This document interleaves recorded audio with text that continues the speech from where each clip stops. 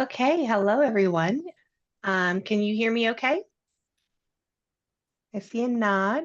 Yes. Feel perfect. Feel free to drop a note in the chat if that changes. Can you all see my screen? It should say grant writing, information for the city county, combined grant application, etc. That's all showing okay? Yes? Yes. Perfect. Is there anything blocking it? I asked because I'm using a different system, so there's more things on my screen than there are on yours, and I want to make sure you're not seeing them as well. Okay, perfect. Well, then I will go ahead and get started. I think some people are going to be joining us, so as that happens, we'll keep letting folks in. If anything changes and you can no longer hear me, or you can no longer see the screen or other things are blocking it, please let me know. Otherwise, I will probably just keep on talking as if nothing's going on and never have a understanding that something changed. So. Thank you for joining me today. This presentation will be relatively short because I'm not going to go into all the details of all different types of grants. We do have a training that has information for systems other than just our grant cycle. But since this is a second grant cycle in the year and we know that we have some of those other resources available, we're mostly going to focus on this current grant cycle that's in front of us now. And again, if anyone has questions or concerns, feel free to stop me at any time. We'll keep this relatively casual. So I am Emily Frazier. I'm the Executive Director of the Helena Area Community Foundation. This is my bio. But basically the thing to know here is that in this situation, generally, as we've been doing grants for the last few years, we've been doing a combined grant cycle that has funding from the city and the county and HACF. And so when we are doing these presentations and these programs, some of the funding that's in play is actually HACF's own money that we're granting to nonprofits. This cycle is different. And as a result of this cycle being different, I'm going to be talking more about the city and the county funding and not about HACF funding because our funding for this year has already been dedicated in the previous cycle. So just an FYI, that's why we're a part of this, is normally we're doing this together with the city and the county. And this one we're doing more on behalf of the city and the county. We do not have our own funds in this cycle. So just a quick reminder as to what a grant is and what a grant is not. Grants are financial contributions. Oh, somebody says they have no audio. Can everyone else still hear me? Okay.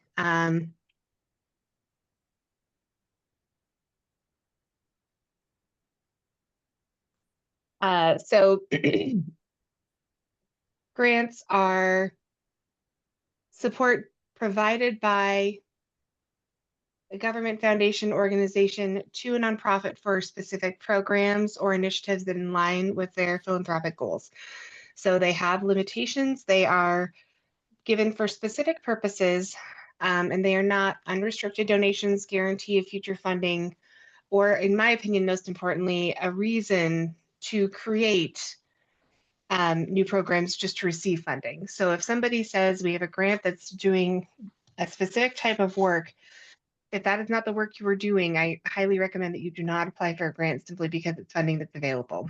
Most of the time when people create new programs, just because funding is available, unless that work was something that was very close to their mission or something they've been considering for a while, it can be a problem. And we don't want that for you. Couple quick basics about grant writing in general. Well-written grants do get rejected at times, and they get rejected for reasons that are oftentimes outside of the control of the nonprofit applying for funding. You can't control who else is in the pool. You can't control who is reviewing that and how they view that and how they understand your programming. And so as a result, we do recommend that if you aren't successful, it's usually appropriate to ask for feedback. HACF is happy to provide feedback during the grant cycles that we coordinate. And you can always review who was chosen for funding. Most foundations will disclose who was selected to better understand why you weren't selected. But poorly written grants get rejected more often. So I'm going to mute a couple folks who didn't do it automatically. So if you make mistakes on your grants, you're more likely to be unsuccessful. And so we just like to remind people of that right off the bat. If you have misspellings, if you don't fully answer the questions, if you miss deadlines, if the field is very competitive, these kind of mistakes make it very easy for you to be sidestepped, sometimes even without a full review. We're going to mostly talk today about the cycle that we have coming up that is currently accepting applications, and that is going to be funding from the City of Helena and the Lewis and Clark County. So a couple quick notes on that. For one, why are we doing this? Why are we doing a second cycle in 2025 when most of you know that we did a cycle in the earlier year, back in February? So why are we doing this? We are changing our overall timeline for how we're partnering with the city and the county. And so as a result, there was always going to be a cycle that only had one entity's funding available because of the timing of how we work together. So HACF is on a January to December fiscal year, a standard year. The city and the county are on July through June fiscal years. So the timeline for when they're budgeting and when they need reports and things like that, in the past, we have tried to do that at the very beginning of our fiscal year, but that usually means that by the time we are reporting and are trying to do that work and get that information back to the city and the county for their next cycle, for their next budgeting period, it's running right up against Greater Helena Gibbs, which is a very busy time for our organization. And it means that we end up having to do things very quickly, and we don't have a lot of time for people to make adjustments or things like that. So what we're trying to do now is switch. So we are, instead of doing it towards the end of the city and county's fiscal year, we're starting at the beginning of their fiscal year, or as close to it as we could manage. And so that is where this change is happening. So you will not see an additional grant cycle from us in February of 2026. It will be happening in September or October of 2026. So just be aware that this is going to reset that timeline. Because this is a brand new cycle, folks who applied in our cycle that was granted out in, I believe checks went out in April, you are eligible to apply. So no one is not allowed because they got a grant earlier this year. It's a whole new cycle, whole new consideration. And also be aware that because this funding does not include any, this cycle does not include any funding from the Helena Area Community Foundation, the maximum grant award is $2,000, not $4,000. Typically, to receive $4,000, you would have had to receive funding from both HACF and either the city or the county. So this one maximum is $2,000.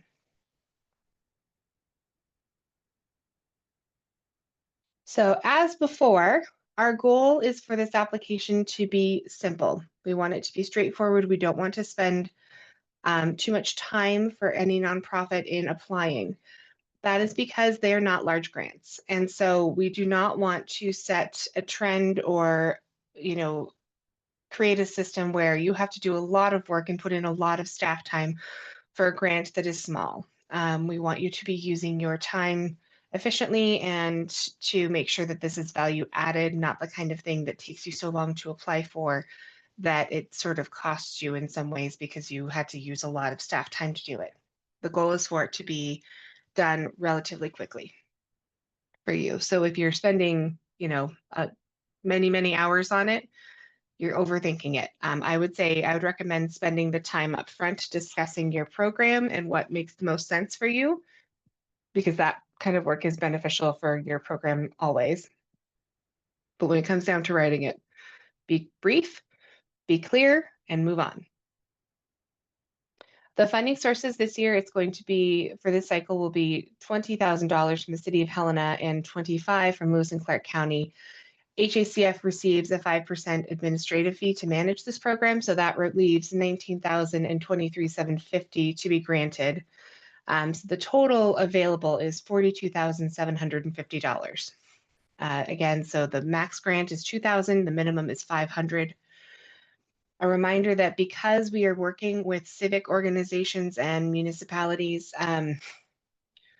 we have public funds available. Those public funds mean that the information you share with us is going to be discussed in open meetings. It's going to be made available to those who ask. It's going to be posted on our website, things like that. Full applications generally aren't, but the review process is open, and we don't try to be as transparent as possible as a result. So if you're sending information to us, be aware that it's going to be seen by other eyes, and the general public may have the opportunity to view that and comment on it. I've only found that to be a challenge for a nonprofit once. And if you have questions about that because you're working with some levels of secure information, things like that, please reach out. We're happy to work with you and make sure that you're answering the questions as fully as possible without oversharing some information. Any questions so far? Watching the chat, not seeing anything. Okay, seeing a thumbs up, love that. Okay, so similar to our last cycle, if you were involved in our winter cycle for grants, the evaluation parameters are staying the same. They have not changed at all. So these are what the rubrics for evaluation are going to look like. The questions are going to be asked: is the application complete? That's just a general yes or no. We have some questions about, is the need for this project immediate in the community? So we're looking for some sense of urgency or timeliness, something that should happen now, that it couldn't just happen anytime. We're going to be looking for an application that's describing a measurable program or project. So there needs to be something about it that you can track. We want the project need to be specific. We want the grant project to serve an appropriate number of clients. And that word appropriate, we want to make sure you understand what we mean with that. More is not necessarily better. If you're going to say that you're serving 10,000 people with a $2,000 grant, that's hard to justify or understand. So that doesn't mean that you have to be serving a ton of clients with that grant. It just means that it has to make sense. So, people will usually try to tell us, oh, it's going to have huge impact. It's like, it can have huge impact and still only be for 5 people. That can still be huge impact. That can still be important to the community. So again, just making sure you're accurate about what that will serve and why that's meaningful. We do want to see that this grant will provide a significant percentage of the project budget. I want to highlight this because that is unusual in terms of grant funding. A lot of times, especially for projects of any great scale, a lot of funders are going to want to know who else is involved and what other support you have so that they feel comfortable that this project will go forward. So this is kind of a rarity. So we don't necessarily want you to pick the largest possible program. We probably want you to narrow it to be very specific and be using the amount of funds that are available. So not saying that you can't say we need new windows, but don't say we need a full renovation of our building and new windows are 0.05% of that. Try to be narrow in the focus. We want to see that the projected budget is specific and the expenses are reasonable. And we are also going to look for if the organization has successfully implemented previous grants that were received through our cycles. If you received a grant earlier this year, we are not expecting you to have reported on that grant yet. That grant is not due for report yet. So if you did receive 2025 funding already, don't be alarmed. That's not going to count into um, this equation here. But if you receive 2024 grants, we definitely want to look and see how that was used and make sure that it was used well and that it was reported on, et cetera. And again, that's just to ensure that we're providing appropriate oversight to make sure that grants are going where they're needed and useful. I will say when we're looking at this, this is not to say that folks who have received grants before are preferred or not preferred. It really just means that we want to make sure that um, they've been used as designed. And also, because we don't have onerous reporting processes and our reports afterwards with grants are meant to also be quick, it's just our way of making sure that we're holding ourselves accountable for having paid attention to what was done. Otherwise, it could be easy for that to slip through the cracks because, again, we try to limit the amount that we require from nonprofits as far as reporting goes. Any questions on evaluation? I do see a question that was actually not addressed before anyone else joined. The slides can be shared with the attendees. Yes, I can send those out. And this is being recorded and it will be posted on our website after it is finished recording. So thank you for that question. Okay, seeing no questions on our evaluation, I'm going to go to the other side of this. What are our evaluators looking for? So now you see how it's going to be rated, but this is going to be the information we share with our evaluators as to how we work. And this is going to be a little different than you're going to see in other circumstances. And so we want you to be aware of it, but also we do think this is a great opportunity for anyone to work on their grant writing skills and their overall capacity in that range. So just because we are going to grade a little differently, we do still recommend that you use this opportunity to put forward your best work, although again, not saying you need to take as much time as you might for other applications. For us, program quality is more important than application quality. We understand that many of the nonprofits in our community that are doing good work are small or have limited capacity. And the ones that don't, that do have more capacity and therefore might have better writing potential, we don't necessarily want to look at the writing of a grant over the quality of the program. So we're going to try to prioritize program quality over the application quality. We recognize that capacity is different.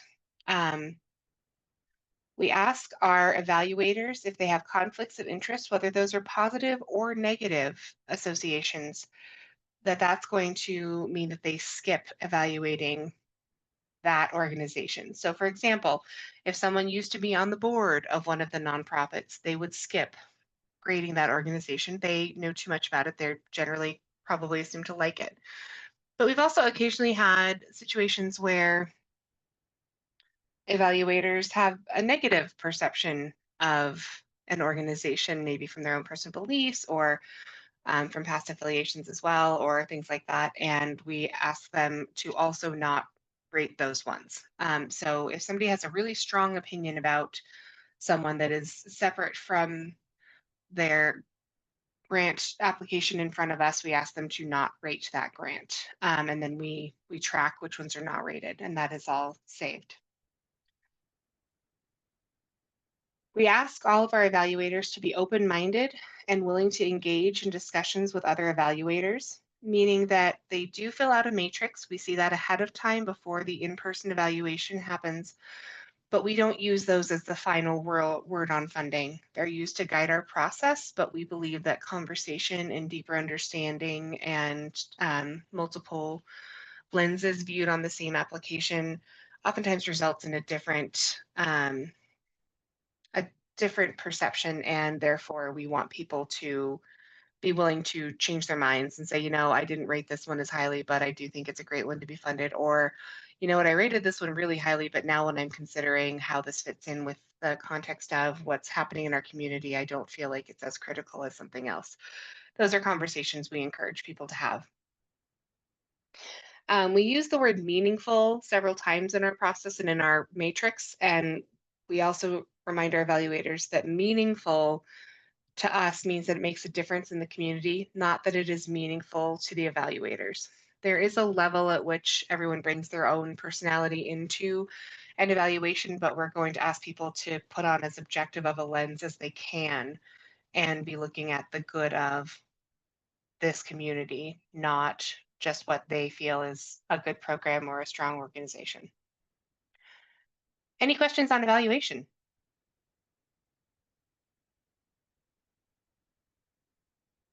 Okay, so some strategies for success, some do's and don'ts. Do write clearly and concisely, but give some data and information. If you just answer with single sentences or mission based sentences that aren't terribly specific about your program or what you're doing, um, that doesn't tend to move the evaluators because we do get some pretty competitive folks. So give us a bit to tell us what you're going off of.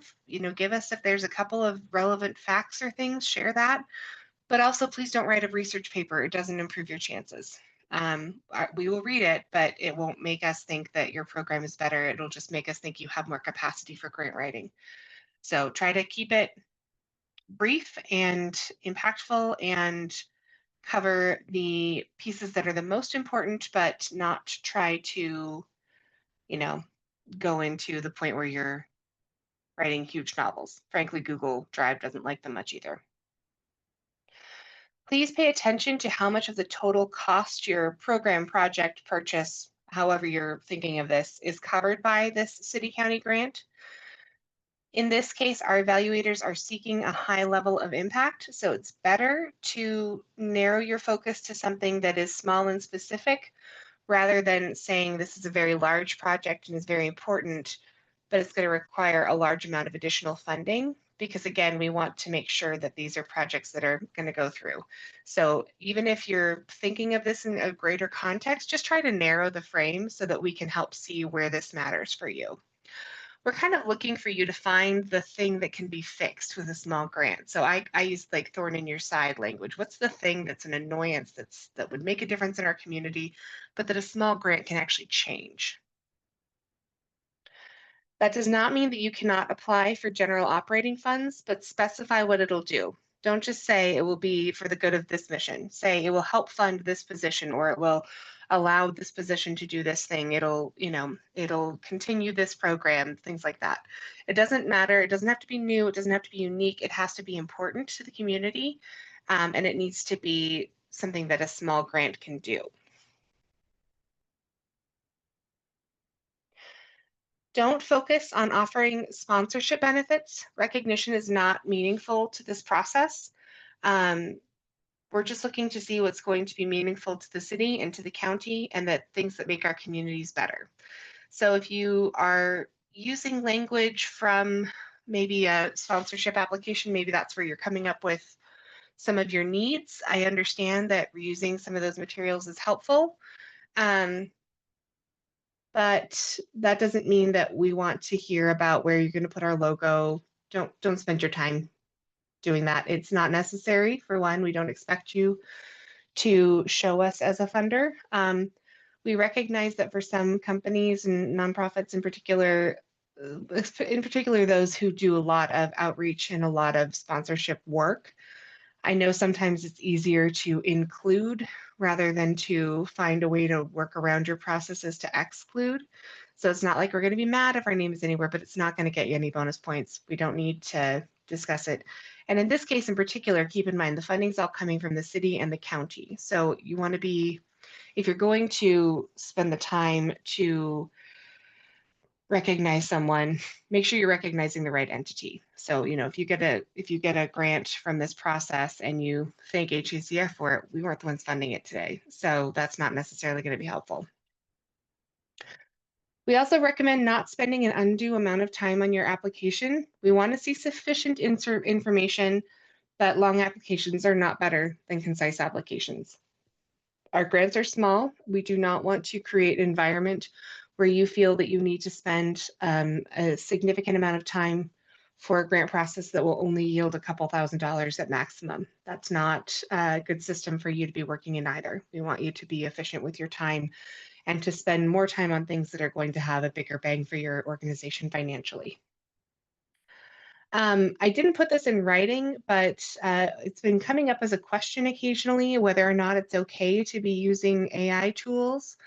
I will tell you, I use AI tools frequently. I'm cautious with them. I wouldn't necessarily let it write your entire proposal without reading it, but especially if you're someone who struggles with keeping things straightforward, or if you have other grant applications that you want to help pare down, those are things that AI can help with. So I don't necessarily trust it to synthesize a lot of information, but if you need some help writing and that helps your process move along faster and gets you to a concise thing that you're ready to turn in and don't have to spend as much time on, that's not a problem. We're not going to be, you know, trying to trap anybody by saying, "Oh no, you used AI." That's not a problem. I have conversations with ChatGPT probably daily, if not weekly, um, or weekly, if not daily. So that's fine. But just again, make sure that you're being accurate about what you can do and who you are. Don't forget to report on previous year grants if they've been received. Again, if you received a 2025 grant, um, that's not due at this point, so we're not going to take those into account. If you have missed previous year grants, you can reach out to Meredith or I at HACF and we can try to help you out. But you know, the windows have mostly passed. So, but if you had a reason that something was missed and you'd like to revisit that so it doesn't hurt your chances going forward, by all means, reach out. Please do not just reach out if you aren't sure if you did it or not. Please do some looking on your own. Any other questions on these strategies for success? Okay. As we've been doing these programs with the city and the county, the longer we've been doing them, frankly, the stronger applications get, which I think is great because that tells us that this is also hopefully a skill set that you're building up in your organization and you can use that more widely than just our community grant program. But we do anticipate having more strong applications than we can fund. But do your best work. And if grant writing capacity is limited in your organization, it's okay to note that. We don't have full-time foundation staff. We don't have fundraisers. We don't have development staff. It's okay to mark those things. But do your best work, and we're going to try to look past any minor errors in writing and look at the quality of the program. Our evaluations are public, and members of the public are permitted to make comment. Most of the time, members of the public in this process ends up meaning the people who apply for grants. Most of the time, the folks who are in the room are other applicants or occasionally board members, things like that. We don't often get too many just random members of the community who come in to listen. It happens occasionally. But what we do want to point out is that it is public. People who are there are allowed to make comment. If you come, you are allowed to make comment. But please try not to present new information in that public setting. We want the bones of your application to be on the paper. It's not going to be an opportunity for us to have a Q&A and really go back and forth and ask about details that we didn't understand from the application. Occasionally, though, someone will come and be able to make a statement that clarifies something that was discussed. That's okay, but again, don't count on it as a way to make your case, and you're certainly not required to attend to participate that way. We're just grateful for our entire nonprofit community. And frankly, if we had a larger endowment and more partnerships and things, we'd love to see this grant program continue to grow and for more and more funding to be available. While we're working on that, because we're working on trying to increase that capacity for ourselves, please do take advantage of the other things that we offer as well. We host Greater Helena Gives every year. That'll open up in February for registration again. And so we do encourage anyone to consider that. That's another additional way to raise funds. Frankly, we can make more in the community that way than we do through our grants program currently. We also recommend that you join our listserv network so you can receive updates and local opportunities. And we are also reworking our education system right now. And so depending on how some things pan out, we might have some really cool and exciting things coming next year to talk about as far as our nonprofit capacity building cohort work. So stay tuned there, but know that this is not the only way we want to help you. Couple of best practices for all grants, ours and any others. One is to make sure you're reading and following guidelines. Again, ours are meant to be simple, but other organizations, other foundations, government, state, etc., they might look very different and they can take longer than this one can. So start early. Try to learn about the funder to understand their motivations. That can help you understand if you're really in line with what they're looking to accomplish in their communities or in their grant programs. Always being clear and concise is helpful.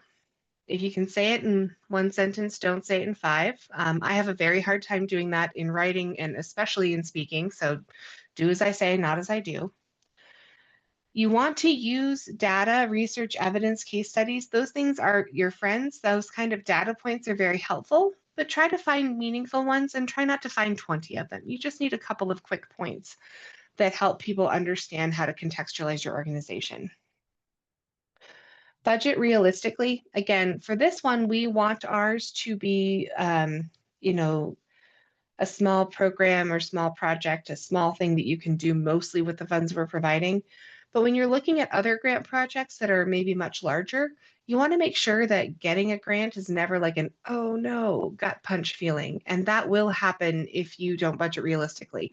I have done it. I have seen it where you decide that this is the program, here's how you're going to do it.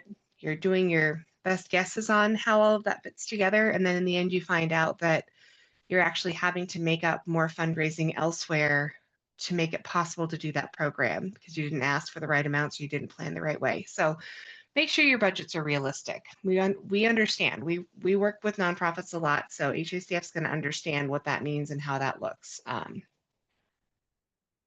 Review carefully before you submit. Again, ours is a Google Forms. It's not a lot to work with. There's not a lot of places to save information. So if you need a few minutes, write out your notes on a separate Word doc. It's a good idea to save some of those anyway, so you kind of have a grant repository of common questions you're going to need to answer that you can then just adjust per application. But do review carefully before you hit submit. Ours, I believe, is set up that you can edit your applications, but it can be complicated, and I know people have had trouble doing that. And then just keep in mind that getting the grant is just the first step. You want to make sure you have the capacity to do the program and that you keep track of what reporting is needed so that the funders understand that you did the work. And that can be a lot of work sometimes just to manage the follow through, but it's a good thing to do. A lot of times grant writers, or not grant writers, grantors come around again, right? You might be eligible for a different cycle, or in a few years you can apply again, or things like that. So you want to build that relationship there as much as you can. And a big part of that's going to be following through and doing what you said you're going to do. Sometimes choosing not to apply is the right choice. And I hate to say that because a lot of times we have this idea that I got to get out there, I've got to fill out every application, I've got to try every single solitary thing that's available to do the best by my organization. And I understand that feeling. I've had it at times. But if you are writing something that's either going to take an inappropriate amount of time to submit for what you're going to get out of it, you have lost yourself some funding, basically. Sometimes people don't realize how much staff time matters as a resource, but you need to be careful with it. And you want to use it in the right ways. And you also want to make sure that you're not applying for things that are just, a half guess, unless it's very simple. I don't want to see anyone spending a lot of time applying for a grant that they really didn't think they had much of a chance for, but they figured they might as well. I mean, there's times when that's appropriate. There's times where it's the right thing to do, but oftentimes, not oftentimes, but occasionally we have seen situations where people have spent a lot of time doing things that didn't benefit them now, didn't benefit them in the future, and they sunk a lot of hope in. And so thinking, oh my gosh, this is finally going to be the thing that pays off, and then having that disappointment is really hard. But sometimes that could be avoided just by reading a little more carefully, making sure that you're analyzing your connectivity with the program, with the funder, things like that, and just making good decisions. And again, we want to help you make those decisions. So with this grant process, again, the hope is going to be that it's very quick to apply for and that you can be very specific about what you need, and that because you're in this community, if it's something that benefits this community, it's something worth hearing about. So I don't think that this is generally one that people should skip over. But again, other ones you might want to be more specific on. And I'm a big nerd when it comes to grants. So if you ever have questions about that, I'm happy to be your girl and talk to you about that. The grant system's not perfect. It's not always fair, but some funders are trying really hard to make the systems better. And we definitely have an eye towards being appropriate in how we ask you to spend your time. We just don't want you to spend too much of it because the grants aren't huge. If we were offering $200,000 per cycle per person, that might be different, but we're not there. So I will take questions, or if anyone has concerns or things they'd like to discuss. I do see one question in the chat, which is the listserv the same as the newsletter on the website? And no, it is not. We actually have both of those things. So our newsletter on our website, that information is going to be the same information that goes out to anybody who's interested in HACF and what we do. We do have a separate listserv that is for nonprofit leaders and employees in our community. I will go ahead and put a website, I'm going to put an email address in the chat, and it's our admin email. So if you were to send your information to HACF admin at HelenaAreaCommunityFoundation.org, which is way too long of an email. I know I haven't been able to change it yet, but you think about it sometimes. If you send an email over there with your contact information, Meredith can verify whether or not you are currently on the listserv and add you if you're not. And if there are other people in your organization you'd like to be added to, let me know. Some examples of things that get shared there. That's probably how a lot of you got invited to this. So if you got an email from me reminding you about this particular training, then you're probably already on there. We also send out reminders for things like Greater Helena Gives, and then other things that happen in our community, we share as we see it. So for example, if somebody's giving away furniture, or someone is offering an additional training or event or things like that, or has a job opening, we share those things with the nonprofit community in our area. So if you want to be on that, I'll go ahead and put this email address up.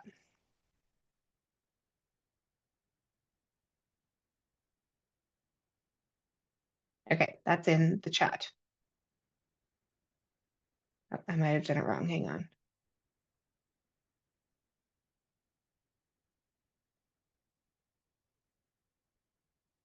Helena Area Community Foundation.org. Okay, I think I left an I out of the first one. Apologies. Anyone else have any questions, thoughts, concerns?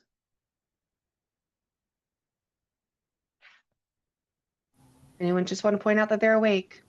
Hi, if you can hear me, as someone who's really new to this whole development and grant writing world, do you have any good resources? Maybe they're on your website to just understand how it all works, and like before we even start writing grants, this seems like a good intro one to learn. Sure. Where are some good places to start, honestly? Matt, I will have to do a little bit of digging on that. I think that there are some. I know I started by taking a Grant Writing USA course. That was a while back. I think they still circulate around. So there are trainings that are available, but I mean, a lot of grant writing is just reading to understand what's being asked for and making sure you're being very aware of how to respond. And so a lot of it's almost like filling out any sort of application where it's like, here's what we want and here's what you say. I'm not saying there isn't more nuance to it, because there is. But I mean, I think that starting off with simpler grants is a great way to start, but you'll learn a lot by writing. But I believe I do have some resources that I'd be willing to share. So I can send those to you. And if I find anything particularly useful, I'll post it on our grant page as well. I'd appreciate it. I will. Yeah, no, and I mean, it's fundraising work is it's a great career path. It's a really interesting one, but it's not one that a lot of people train towards. It's a lot of self-learning, I found. That's what I figured out so far. But Yeah, you kind of have to be willing to dive in deeper and learn a bit. So I hear you that. thank you. Thanks, Matthew. I've got your email. Any other questions? Well, thank you all for being here. I'm sure that no one will be devastated that we're ending at like 40 minutes instead of an hour and a half. But if you are, or if you wanted something a little more in depth, I do have previous recordings of other sessions where we've gone into more about grant writing in general. This one, again, because it's our second of the season, we wanted to keep a little bit more brief, but we do have other resources like that I can share as well. I think our other one is still on the website, and we can probably list this one concurrently with it. If you have questions about the process, feel free to reach out to me or Meredith. That HECF admin email is a great one for any general questions, because if Meredith can answer it, she will, and if she won't, she'll send it on to me. But we are here to be a resource for you and happy to help. Go ahead, Mark. I see you have a hand up. Yeah, several people have asked, and I have the same question. When is the deadline for this? Oh, I didn't see that asked in the chat. Did I miss it? Yes, well, by all means. Oh, yes, when is the deadline? I'm so sorry, guys. I missed them. Let me double check. I'm fairly certain it is the 15th of October, but let me verify. It is on the website. Let me stop sharing for a second. Now I got to look and see what other chats I may have missed. Jeez. I got a lot of thank yous, but yeah, a couple of deadlines. Oh, yes, thank you for all of you who are saying I'm wonderful. No one hears that enough in life, do they?